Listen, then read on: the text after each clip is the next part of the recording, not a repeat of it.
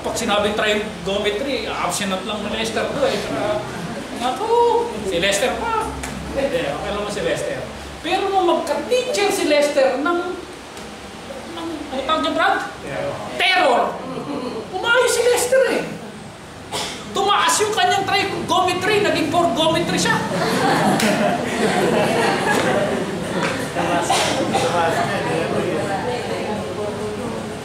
Kasi kilala niya ganun ang teacher eh.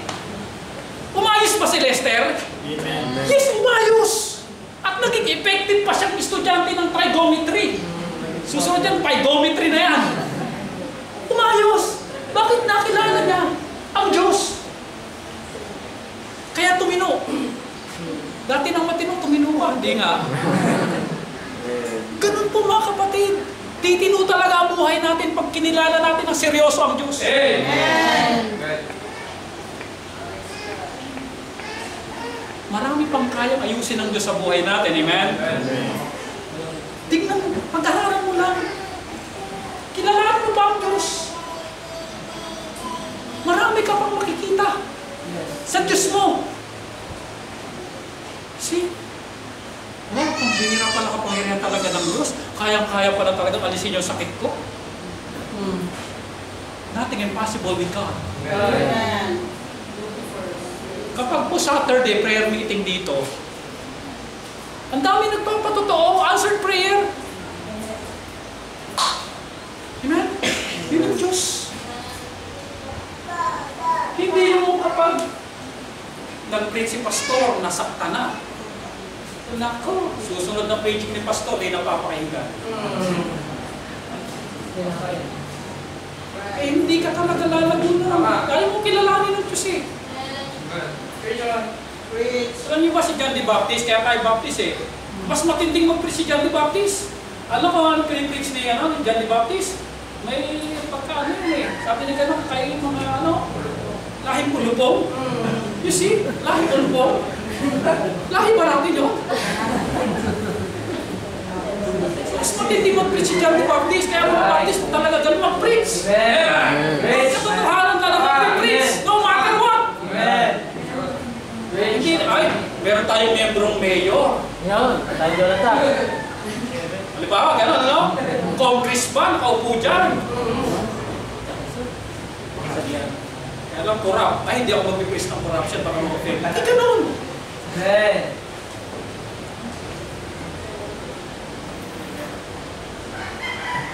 Kasi church, si pastor po, kaibigan niyo pagbaba ng pulpito. Pero pagka-araw ng Sunday, preacher ng salita ng Diyos. Alam niyo ba kung sino na makakasakit sa'yo? Ang kaibigan mo, di ba yung mahal mo? Amen. Amen, church. Bakit pinasabi yun? Totoo ko. We build our relationship with each other, amen, church. But when we talk about preaching, respect the Word of God. Right.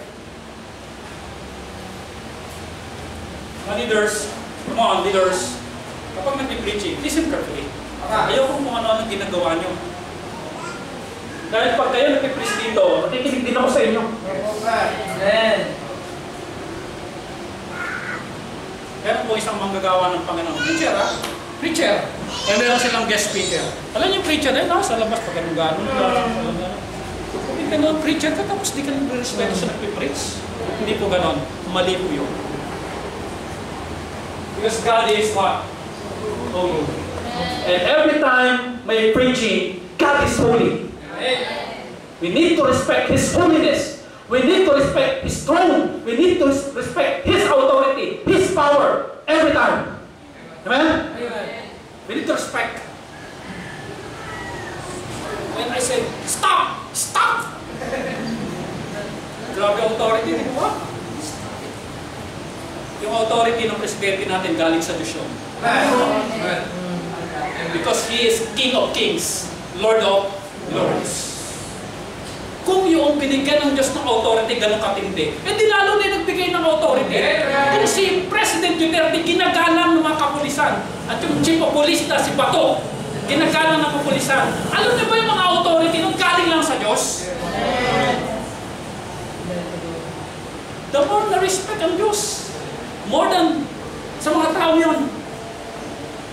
Because God is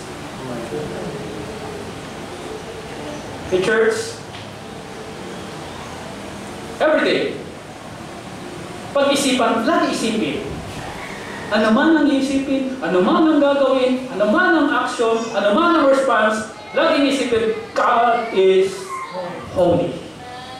God is holy. Sikreto sa tao, pero sa Diyos na banal, hindi yan sikreto. Patago mong ginagawa yan, pero sa Diyos, hindi yung patago, nakakahiya yan. God is holy. Oh, hindi naman nakikita ni Pastor eh. Minsan dumaan ako sa Sibol. Umatin yun ng church, Bigla ako napadaan. Napadaan ako. Dito pa eh. Ay, good morning, Pastor. Church! Kahit di dumaan si Pastor, ang Diyos lagi dumaan sa buhay. Amen.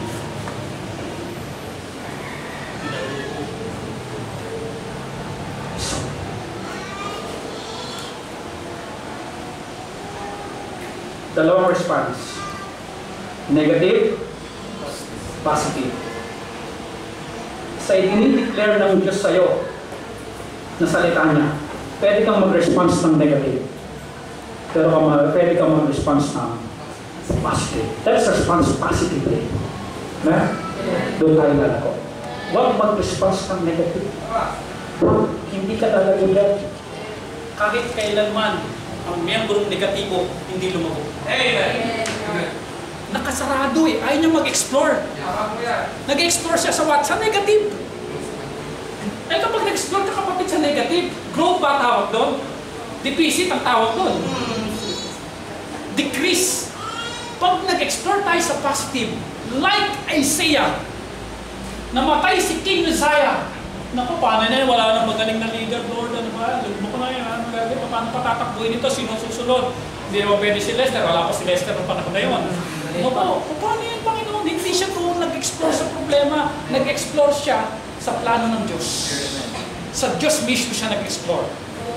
When we face problem, let's explore. Oh God. Oh God. Takot po sa Diyos tayo. Hindi sa problema. Dahil ang Diyos, ang siyang may dahilan at may plano, bakit may problema? Kapag may bagong electric pan at maganda ang performance, Brother Junel, yung electric pan talagang di-remote, pag sinabi mong gano'n, o kaya, ano lang, voice command, Brother Junel, ano? Iririgalo sa'yo bukas. Voice command ang electric pan, nakita na po kayo yan? Pag sinabi mong tungo, kan electric, taas! Pag sinabi kaliwa, ay, kanan. Pag nakita nyo yung ganyan electric pan na regalo kay Junel bukas, ano gagawin nyo? Kukunin. Hindi po ba itatanong nyo, Brother Junel, saan mo ba nabili yan? Di ba? Sino ba yan? Sino ba nagbigay sa yan? Tsaka saan ba nabili yan? Kasi gusto kong makabili yan pag sinabi mo, stop! Ay, kanan lang, stop lang talaga. At yung electric pan, pwede pa maglaban ng damit.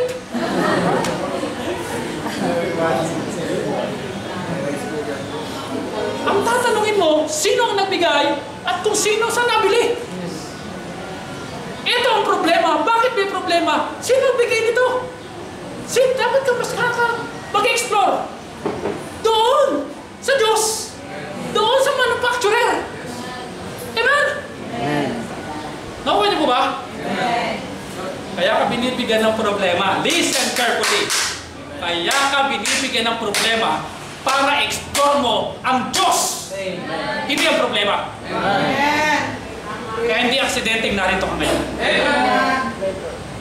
Dahil alam mo Diyos may problema ka. Mag-focus ka sa Diyos. Lord, ano ba ang plano mo? Bakit nangyari ito sa pamilya ko? What is your plan?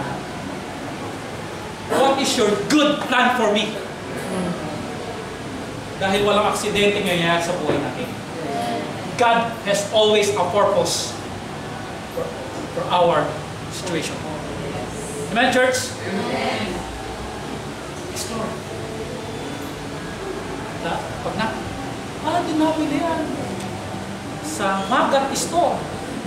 At ang manufacturer niya ay si Pastor B. Diba? Wow! Interview ka na ngayon. Bakit pa? Paano pa nagawa na bang mga technique ang ginawa niyo dyan? Ganito, ganyan. Ganito lang ginawa ko dyan. Hinagyan ko yung alambre, ganyan, ganyan, ganyan. Wow, wow. Lalo tayo ma-amaze. Amen? Kung may problema, ano lang ang nais ng Diyos sa problema? Explore natin. Makilala pa ng Diyos sa buhay natin. Marami na dito sa church dito problema. Mas lalo silang lumago at lalo naging effective at lalo silang naging active. Bakit po? Sa problema. Bakit sila na lumago at naging active? Nag-response sila positive sa problema. Mas kinilala pa nila ng Diyos. At lalo pa lang nakilala yung mga naglilingkod na maalam kung ano talaga ang galing. Ano talaga ang buhay. Amen?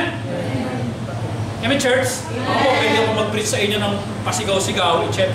Rather less na pwede pasigaw-sigaw. Pero, iba yung buhay talaga, kikilalanin mo eh. Yung pagkatao. Amen?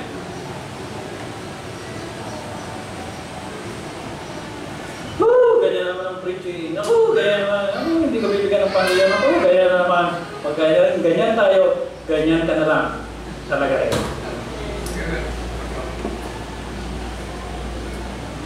Let's explore. No. Take the Word of God seriously. Amen? Take the Word of God seriously. Tayo natin. Ama namin Diyos, salamat sa inyong salita. Patawad po sa mga pagkukulang namin. Kapag may problema, in-explore namin problema, hindi makilala pa kayo. Forgive us po. At sa mga bisita namin narito ngayon, hindi aksidenteng narito ka. Mas kailangan mo ang Diyos. Kaya ka may problema. Para makilala mo siyang mas sigit, mas malalim. Dahil kapag may problema, nagiging seryoso tayo. Tumatahimik tayo, nagbubulay-bulay tayo kapag may problema. At sa pagtahimik mo at pagbubulay-bulay, pagiging seryoso mo, during your trials and problems, think about God. Kilalanin mo ang Diyos. At ang Panginoon ang siyang nagbuwis o siyang nag-alay ng buhay para tuwangan ka dahil tayo makasalanan. Makita natin na ating sarili tayo makasalanan. We need God. Kailangan natin hingin ng tawad ang kasalanan natin. Dahil may impyerno. At ang Panginoon na nag-alay ng buhay, siya makatulong sa atin para maligtas tayo. Hindi lamang sa impyerno, kung hindi sa pagbabago ng buhay natin. Nais mong tanggapin ng Panginoon. Sumunod ka sa maikling panalangin dito. Panginoong Diyos, patawad ko sa kasalanan ko. Nakikita ko po ngayon kayo sa kabila ng aking problema. Nakikita ko po ngayon ang aking sarili na meron akong mga kahiyahiyang nagawa. Patawad po. Nais ko kayong tanggapin sa aking puso bilang Panginoong tagapagligtas. Salamat po sa inyong kabutihan sa akin. Mahal ng Panginoon Jesus. Amen. Habang nanalangin ko ang bawat sa atin, tapit tayo sa Panginoon.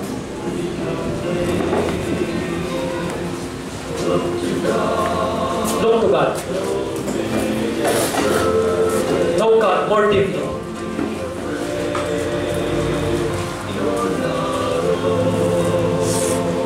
Kilalanin pa ang Panginoon. Mas mag-focus ka pa sa Panginoon.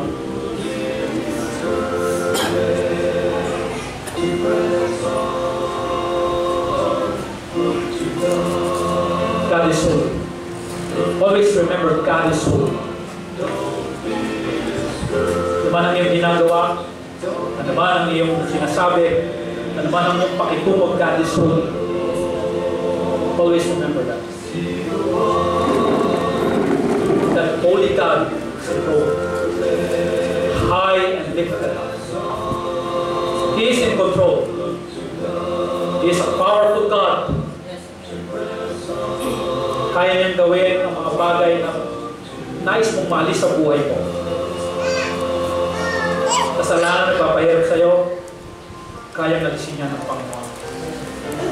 nakakahiyang ginagawa, kayang alisin yan sa buhay mo ng Panginoon. Tumapit ka lang sa Kanya at pagsisihan. He will cleanse you. He will forgive you. He will purge you.